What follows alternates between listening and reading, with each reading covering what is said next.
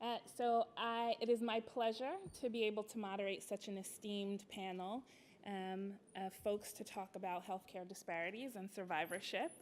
I will start by introducing Dr. Edith Mitchell, who is a GI oncologist and professor at Thomas Jefferson University. She's also the Associate Director for Diversity Programs and Director of the Center to Eliminate Cancer Disparities for the Sidney Kimmel Cancer Center. She serves on the NCI CTAC Committee, the NIH Council of Councils, and the NCI Moonshot Blue Ribbon Panel. Additionally, her expertise includes, she served as the 116th president of the National Medical Association and has done tremendous work both in the community and in terms of research and looking at disparities. Next, we have Dr. Robert Winn, and he is the Associate Vice Chancellor for Community-Based Practice and the Director of the University of Illinois Cancer Center.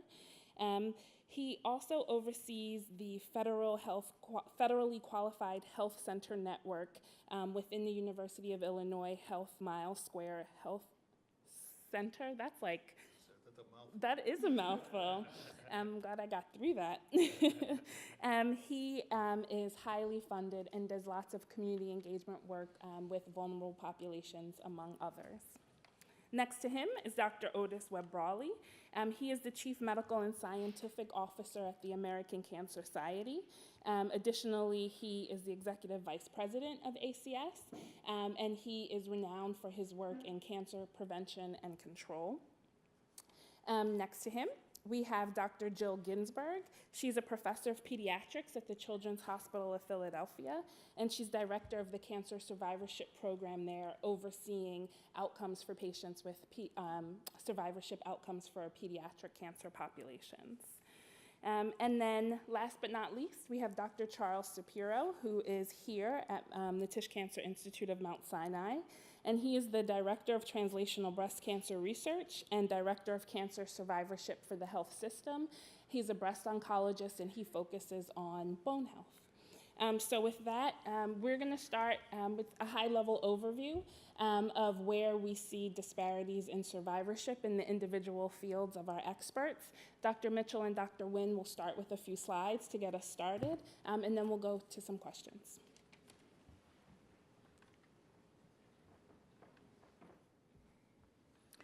So I will start, and thank you so much for the invitation to be here today. We're all talking about precision medicine now. Well, how do we optimize precision medicine to address disparities? And of course, James Baldwin said, know from whence you came. If you know whence you came, there's absolutely no limitations to where you can go. So we have to understand that over the last 2 decades, there has been a steady decline in cancer death rates as reported by the American Cancer Society, with a 25% drop in the overall risk of dying from cancer. And what that means is that over this same time, we have saved approximately 2 million lives for individuals who did not die of cancer. When we think back to the National Cancer Act that established a number of our cancer programs over the years, but what we still see is that there are differences in overall survival rates for individuals in this country, with cancer mortality rates being highest in the African American population. As we evaluate various cancers, it is noted that whether the stage is limited disease or advanced or metastatic disease, African American patients have a worse prognosis and lower survival rate. Dr. Freeman put this together and said that the cause of disparities were multifocal, perhaps influenced by the environment, and if we are to achieve equity, we need to address all aspects of care from prevention through survival and mortality.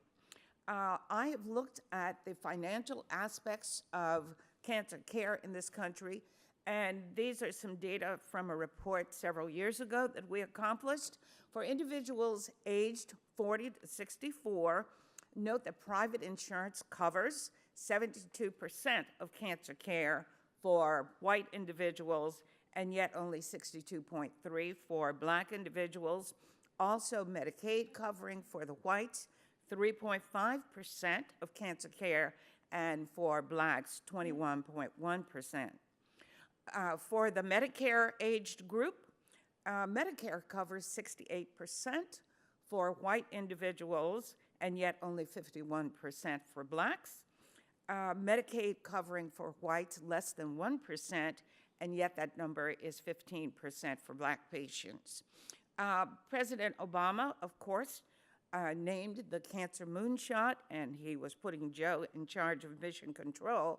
But what is this doing to address cancer in African Americans and other minority groups so that we can have equity in this country? And not only equity, we can reach that at a faster rate so that we are saving more cancer lives. So these are the panel goals for the Blue Ribbon panel, for which I had the opportunity to participate in. The recommendations were made last year, presented to the National Cancer Advisory Board, and funding for these accomplished in December of 2016. This is the status of the RFAs that will support those goals. Some have been announced already, and others are in development. So the Cancer Moonshot addressing these issues and woven into each specific RFA, as well as the goals, is the fact that disparities will be addressed in each of the initiatives and goals. More RFAs have been accomplished, and others will be announced in the near future for the Cancer Moonshot. So the Cancer Moonshot is one way of the National Cancer Institute addressing the issues of disparities in this country. And for the Sidney Kimmel Cancer Center at Jefferson, this is our model of how we can address cancer in our patient populations, such that we are increasing accrual to clinical trials, which has been low for most minority and ethnic populations. So to increase accrual to clinical trials, which is very important, we must address all of the components from community outreach and education to the populations through partnerships, basic scientists, clinical scientists, and then behavioral and epidemiologic. So if we are to accomplish equity in cancer care, we must address the financial aspects of clinical care, as well as all of the components that will allow us to use precision medicine, and that we can apply that to populations appropriately so that we continue the improved survival in our populations. Thank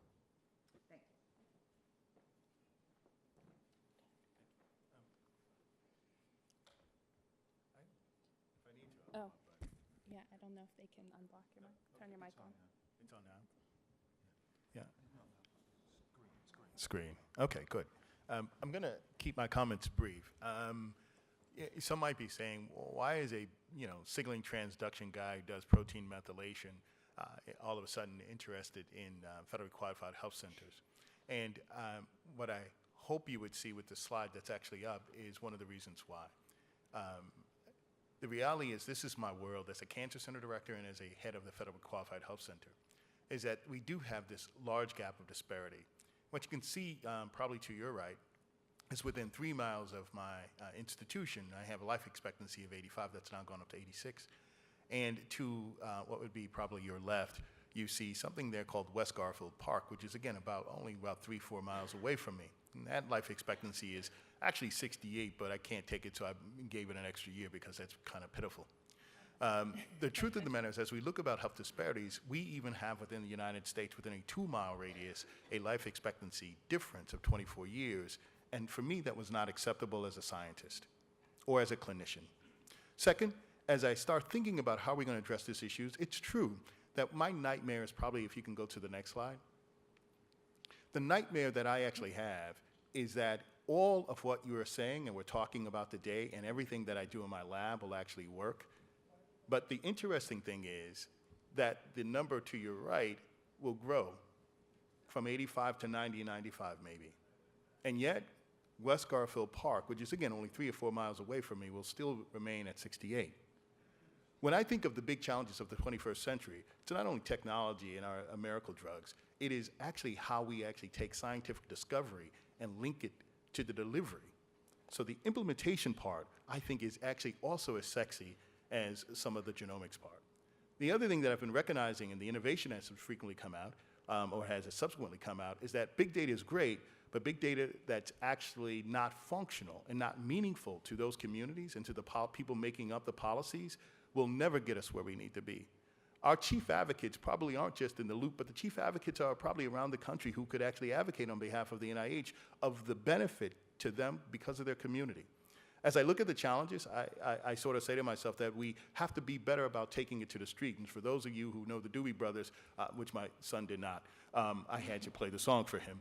But there is an element of we cannot wait for people to take 3 buses and a train, in my case, to get to me to get cancer care. We have to figure out better ways. How do we do that? We are uniquely positioned, as well you are in New York. It turns out that I think Lutheran, which is was another partner involved with the large network of federally qualified health centers, has recently partnered up with NYU. I think there's some interesting science and academics that can come out of that sort of partnership. Likewise, we, being part of a state university, with our Miles Square, which is the 3rd longest running federally qualified health center in the country, we're doing really innovative things and pushing the boundaries of what can happen out in the community. I think the second thing is we have to pay attention to a bilingualism of science. We worry about, and I said that, that's correct. We can talk science amongst ourselves, but when we start talking science in the community, it seems that we're speaking Greek or less to them. We have to have experts and more thoughtful attention about the bilingualism that needs to get to what we understand and how other people understand it so that we can have more effective measures. And then I think lastly, I would say we're trying to get beyond the sort of engagement strategies to actually community involvement, because I really do think that the reconnectedness of the community is going to be important in any precision medicine things that we sort of do. And last, I would say that we actually have something in tongue-in-cheek. We're talking about now the omics of the community. And what we're pressing everybody in this room to think about is that the African-American woman that lives in Garfield Park right now, is she not responsive because of her genetics, or is she simply not responsive because of where she lives? If you believe in the microbiome, if you believe in epigenetics, maybe we can take someone from the Gold Coast or anywhere else and pop them in that neighborhood and they would have the same response or lack of response to therapies. So we're trying to push the omics beyond just at the bench and actually really go global with this. And we're calling this the practical genomics approaches, but I'll let you know how that goes. Thank you. Dr. Brawley? Thank you. As a mid-career oncologist, let me just say that there are 2 really neat things that can happen. One is you see a patient who you've taken care of 20 years ago and they're doing very well. And 2, you see someone who you helped out when they were a resident or a fellow and now they're a peer. So Cardi, you're making me feel good today. The United States last year spent $3.2 trillion on health care. I'm going to talk to you a lot about waste. $3.2 trillion is more than the entire economy in France in 2016. France is the 5th largest economy in the world. The U.S. medical economy is larger than the 5th largest economy in the world. That being said, when we look at life expectancy numbers like you did, the United States as a whole was 49th in life expectancy. Now, we can be proud of the fact that Romania was 50th, and we beat out Romania, I guess. Or we can say we have a real problem. We spent $10,000 on health care for every man, woman, and child in the United States. The number 2 and number 3 countries in the world for health care expenditures last year were Switzerland and Norway, and they spent just slightly less than $6,000 per man, woman, and child. The average for most of those countries that had life expectancies better than ours was somewhere in the neighborhood of $4,000 to $5,000. Now, let's talk about disparity. That was disparity internationally. We have a disparity problem in the U.S. with the rest of the world. let's talk about the United States as a whole. Spend a lot of time talking about the underserved, and I think the biggest research question we can ask is how can we provide adequate health care, be it preventative services or treatment services, to human beings in the United States. We used to talk a great deal about racial differences in outcome. There are huge differences in breast cancer in the United States between blacks and whites, but when I look state by state, I now find that there's 7 states in the United States where there's no black-white difference in outcome.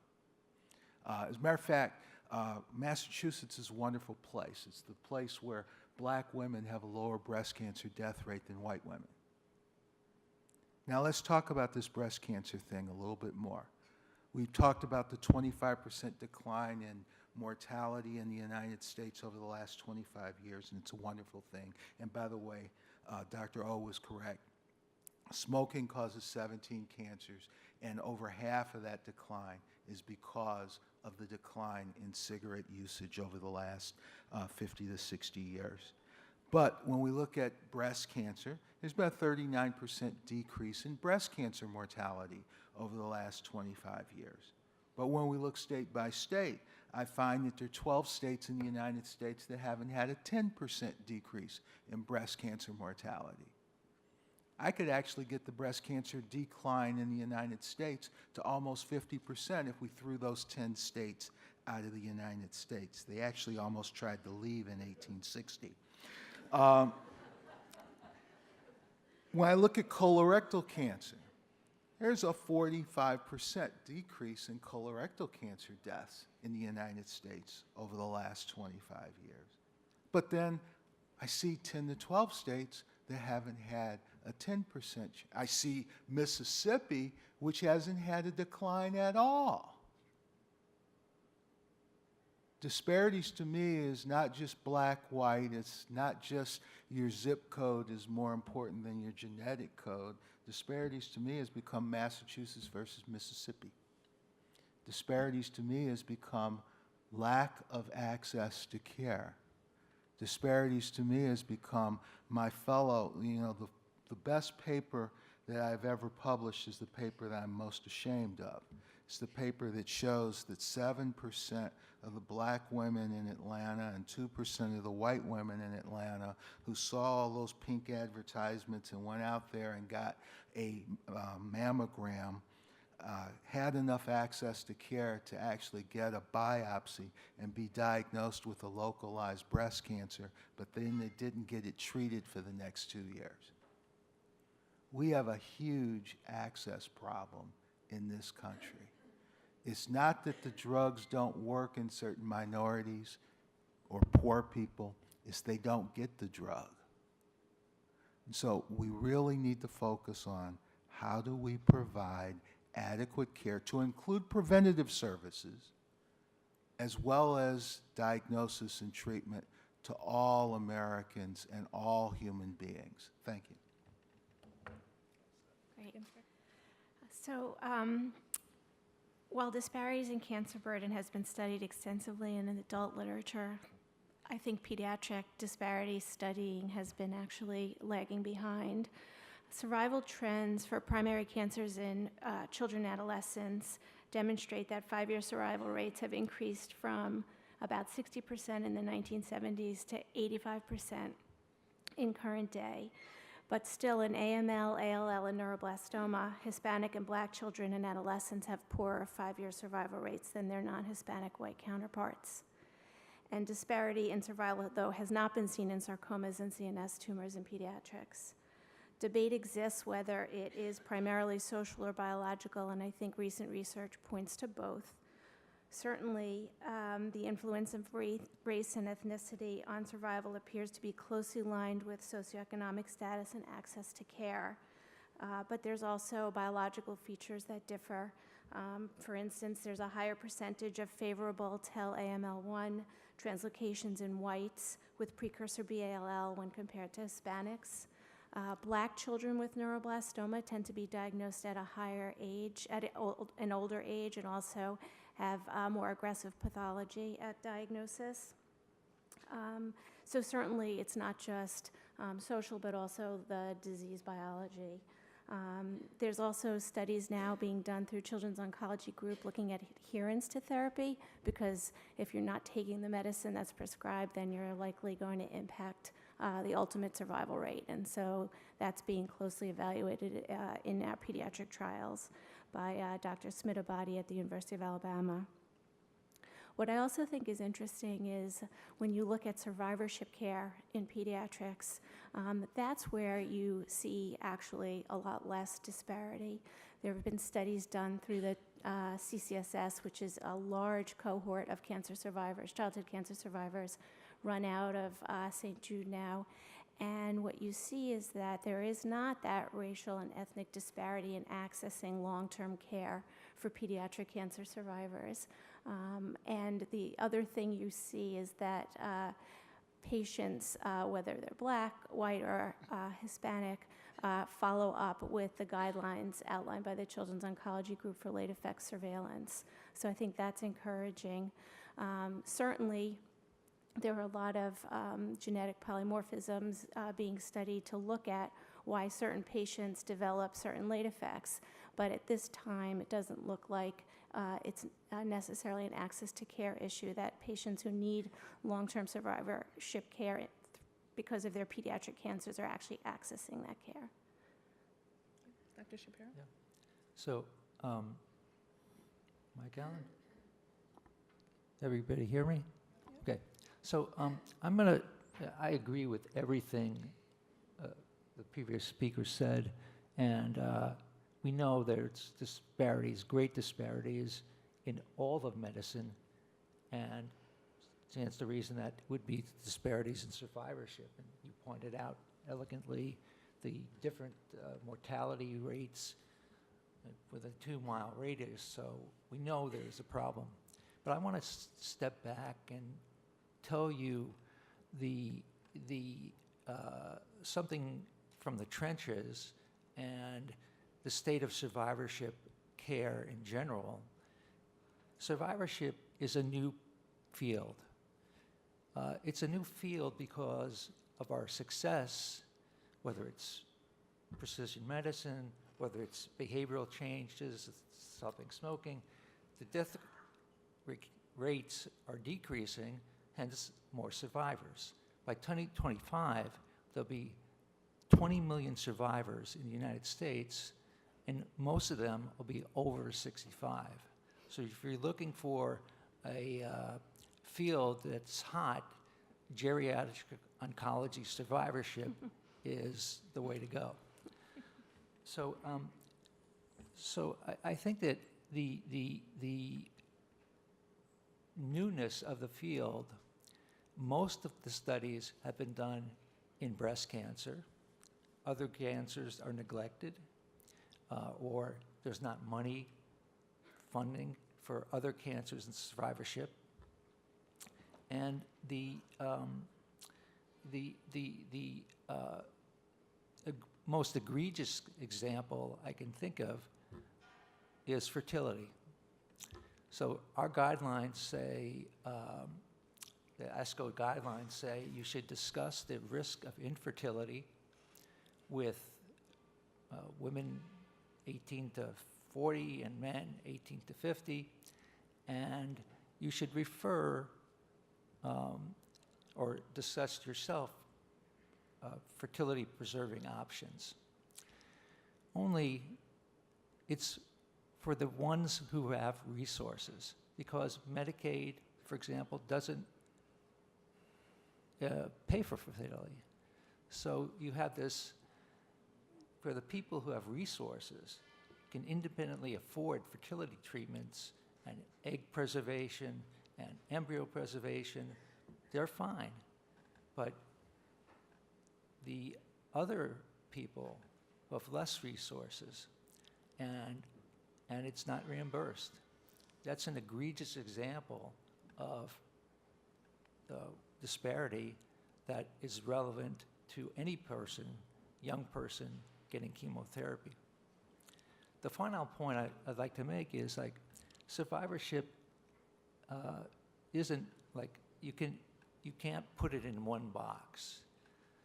there's many concerns of survivors, and they're different concerns. We did a study, a survey study, where we compared lower socioeconomic in Appalachia to well-to-do people in Columbus. And the needs were different. Whereas well-to-do people have the time and to be concerned about exercise and diet, these people in Appalachia who are white but the lower socioeconomic status were concerned about finances. So different people in different contexts need different things, and we should be sensitive to that point that, different, it can't be in one box. Different survivors need different things. Great, thank you. So many of you touched upon access as an issue. And as we think about applying innovative strategies or technology to improving health for racial and ethnic minorities, we also know that racial and ethnic minorities tend to be later adapters of these types of innovation, of technology. How do we bridge that divide? What's going on in your respective areas where you can see how we can improve this? So I'll start. Go ahead. Sure. I think that's a misconception that has been propelled throughout the medical literature. What I find in minority communities, the patients are interested in participating.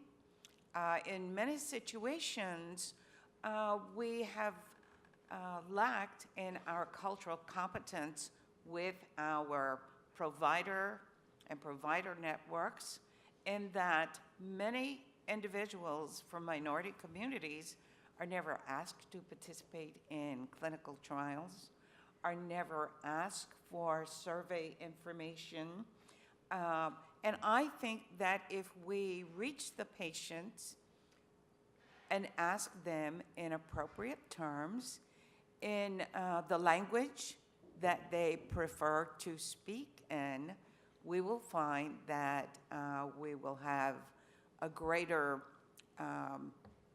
utilization of our healthcare resources, a greater participation, and therefore, I think we need to remove the blame from the minority communities and look at our own programs in major institutions and say, what is it we can do to be more appealing and more appropriate to the catchment area that we serve and the patients who are in our patient networks.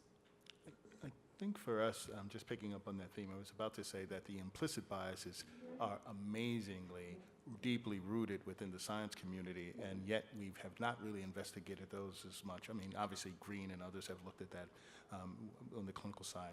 Beyond that, what we've done practically is really to take it to the street by way of actually embedding our scientists, including our basic scientists that we're now trying to develop a program where we're bringing them out with our clinicians and our community leaders to the community to sort of figure out, by virtue of those conversations, what can be done. I think it's interesting that by doing that, our catchment area now, actually by being in our federally qualified health centers, are informing not only our clinical scientists, but also our basic scientists in the type of research that they're focusing on. And so the practical answer to you is that we have decided that we're not waiting for people to come to us. We are aggressively going out into the communities by actually working not only our own federally qualified health centers, but many of the others, as well as a couple of the community hospitals that we're now piloting. Yeah.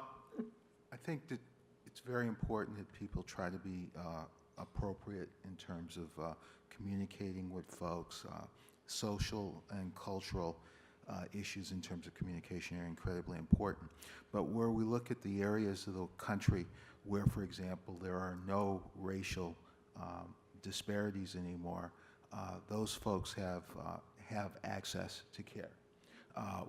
Some people were looking weird at me when I said there are no black-white disparities in breast cancer in Massachusetts.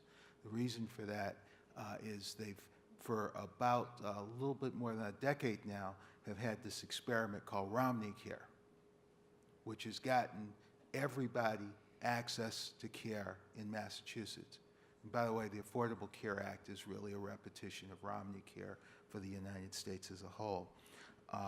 You've got to be able to talk to the folks, you've got to be able to communicate well, create a welcoming environment for them to come and get care, preventative care as well as treatment.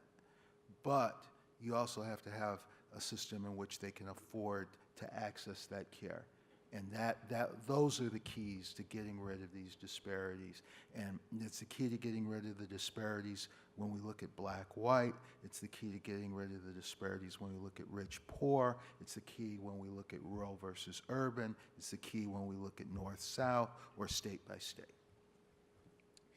And so I was interested to hear that we really don't see a lot of these inequities or disparities in the pediatric population. And given that survivorship is sort of a newer frontier, sort of instead of waiting until we see those disparities happen, how do we get ahead of it? What can we learn from pediatrics? What are some models for success? What might that look like? I think part of it is what was talked about a little earlier today, that in pediatric oncology, we're putting the vast majority of patients on clinical trials from the get-go, and so that there isn't this difference between races and who's being offered what, at least in the pediatric world. And then I think that translates into being a cancer survivor and just being brought up sort of in that culture of,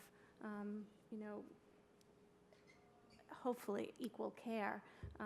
So we don't tend to see that same issue of Blacks and Hispanics not being enrolled on clinical trials. And I think that's just because in pediatrics, it's sort of a given that we're doing these studies in these patients.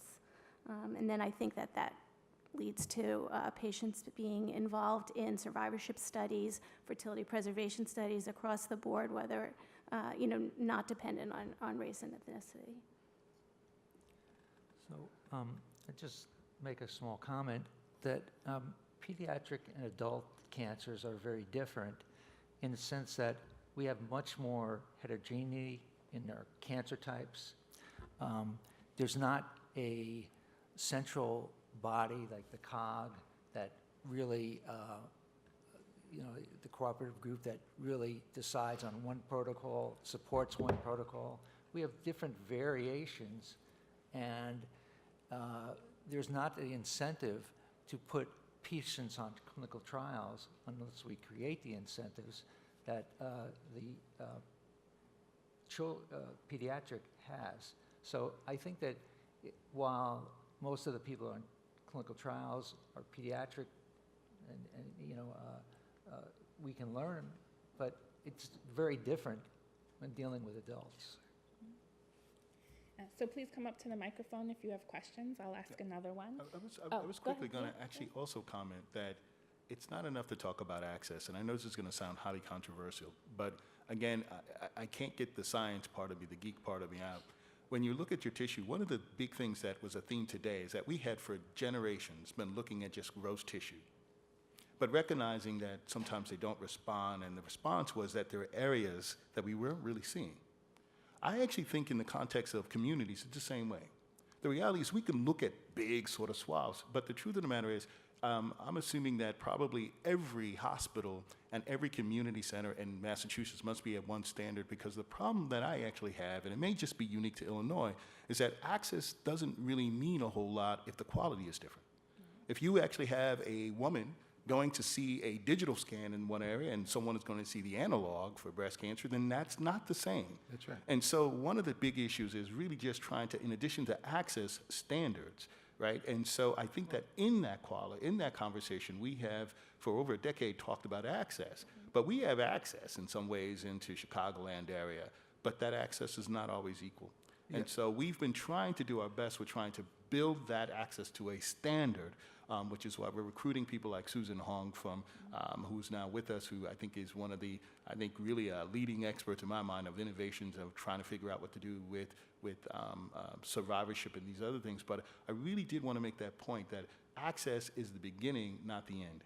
That's absolutely true. You have to have access to quality care, and you have to have a welcoming environment. But we need to talk a little bit about prevention. Let's talk about the triple negative issue in breast cancer. Because I think race has, in the United States, overwhelmed that, and we've gotten away from the science because of it. You know, for those of you who don't know, about 20% of black women diagnosed with breast cancer in the United States have triple negative disease, about 12% of white women. And that has led a lot of people to think that breast cancer is a different biology in blacks versus whites. And it's easy to fall into that. But Nahida Gorton at Case Western Reserve University almost 20 years ago did the definitive study, and she noted that white women who grew up in poverty, when they are in their 50s and 60s, are more likely to have triple negative disease compared to white women who grew up in middle class. In Scotland, the same thing was discovered, and they started, without the racial lens, realizing it has to do with diet in childhood. And young women who gain a lot of weight in childhood and start menstruating earlier, when they are 30 or 40 years older after menstruation, are at higher risk of triple negative disease. It's also been noted that young teenage women who have multiple pregnancies are at higher risk of triple negative disease later on.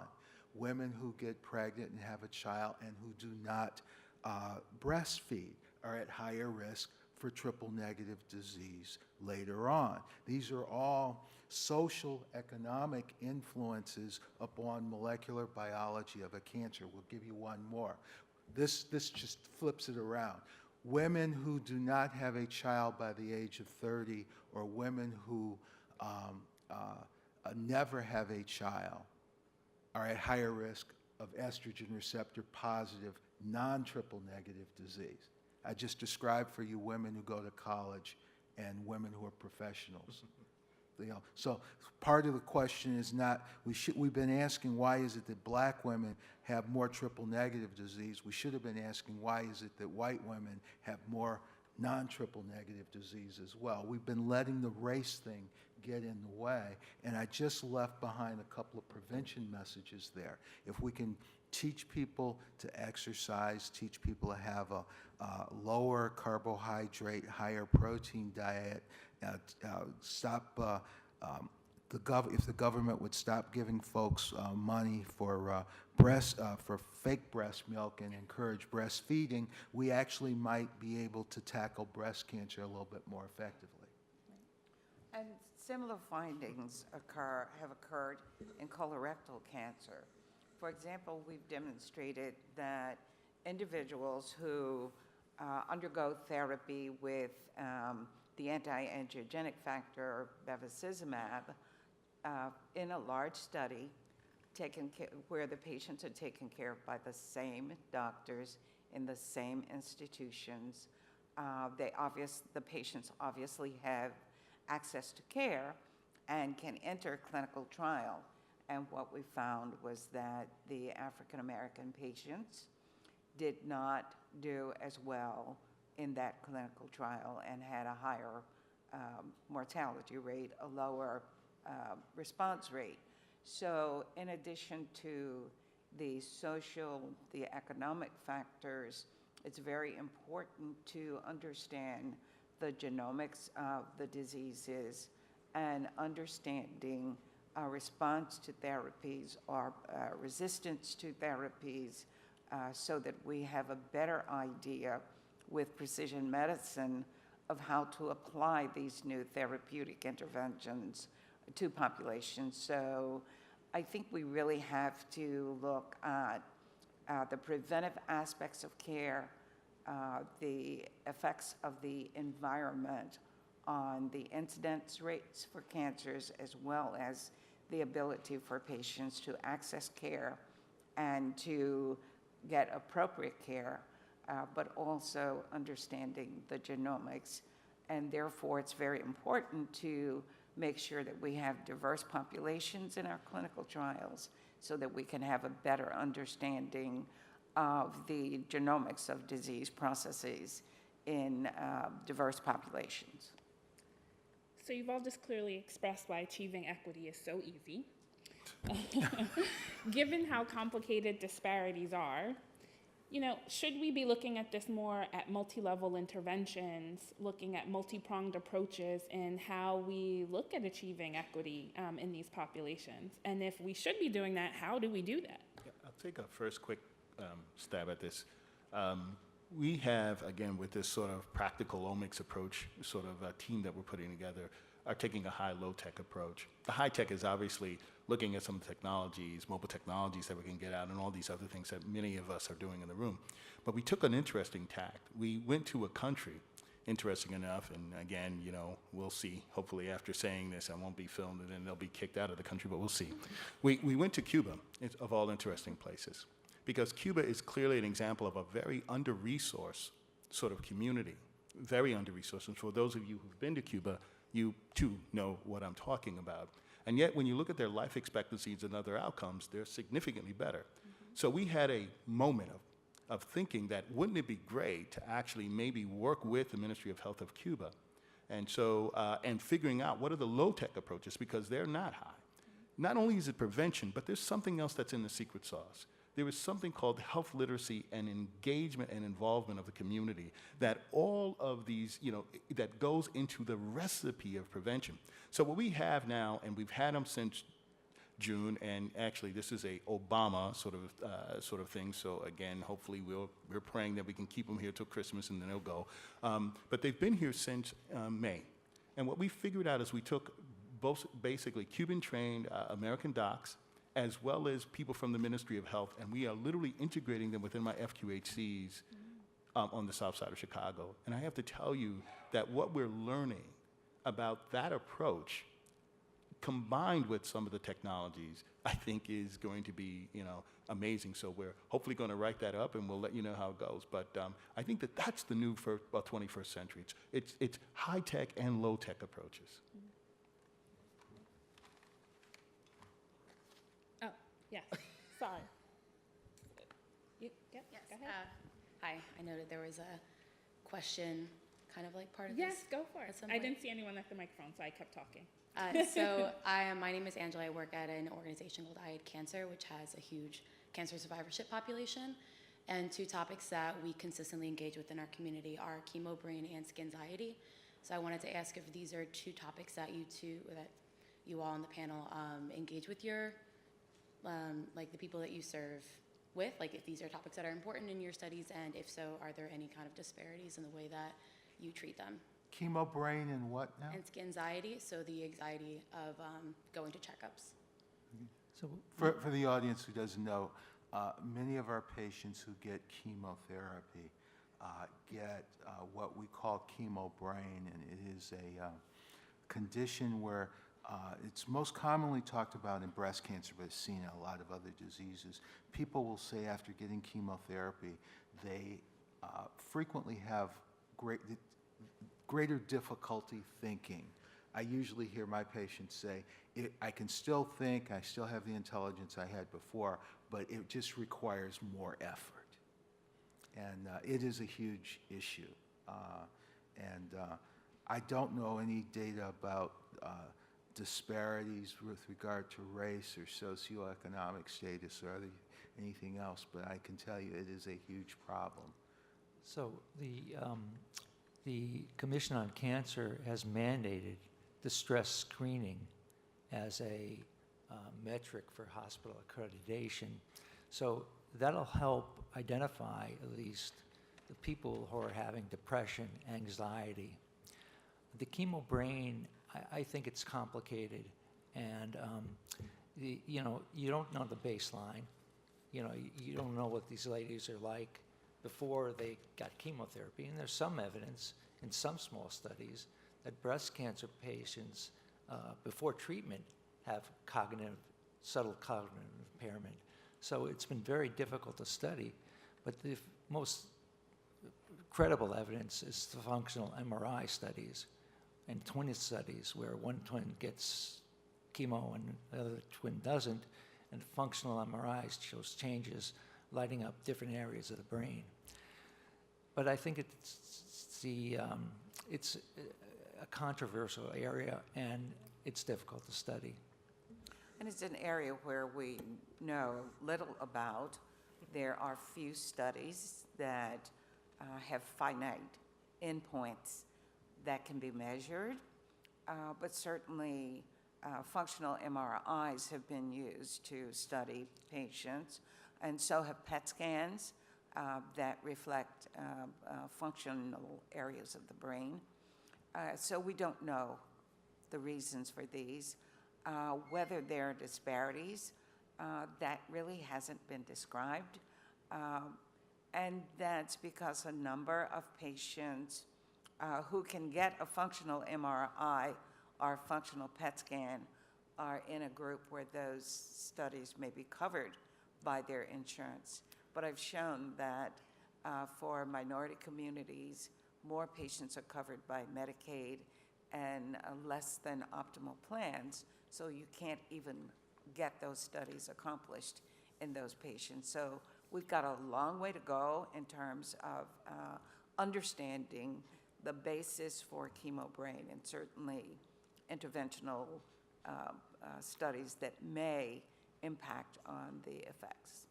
I will take this opportunity to say that we've got a lot of data to show that the poorer one is, the less educated one is, and even the heavier one is, the more likely one is to not get the chemotherapy or to get the chemotherapy in lower doses, and actually therefore less likely to get chemo brain because you didn't get adequate treatment in the first place.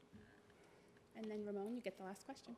So, quick question that I think is really pertinent in terms of National Cancer Institute policy.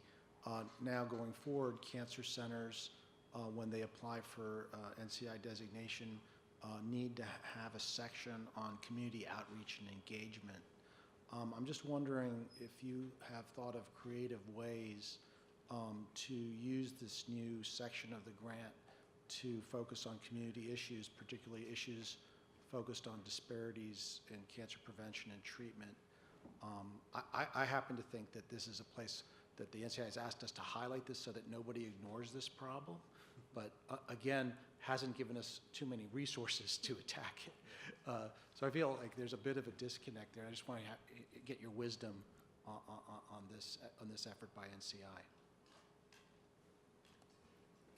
I think it's an important effort, and I certainly encourage that effort, but I also would like to point out that 90% of the people who get treated for cancer in the United States don't get treated in one of the 60 NCI-designated cancer centers. So when I start talking about problems in cancer treatment and disparities in access, I'm worried about the folks who go to the non-NCI-designated cancer centers and the folks that are treated in the communities. And there are states in this country that don't even have an NCI-designated cancer center. And then I think you have, what, 5 in New York City?